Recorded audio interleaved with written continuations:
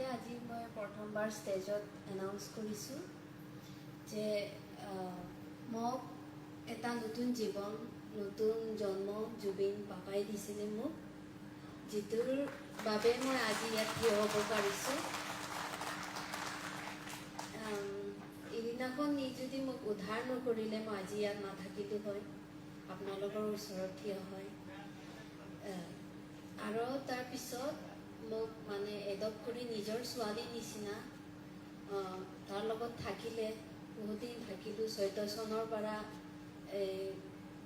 25th এইটো বছৰলৈকে, এইটো বছৰ লাষ্ট জাৰ্ণি আছিলে পাপাৰ। এইটো বছৰে মানে লগ নাপালোঁ, মেছেজটো চলি আছিলে, কিন্তু মানে ভাগ্য নহ'ল মানে লগ পাবলৈ। তাৰপৰা ছিংগাপুৰৰ পৰা অহাৰ পিছত লগ ধৰিম বুলি কথা বতৰাটো হৈছিলোঁ, কিন্তু কপালত নাছিলে মানে। এইটো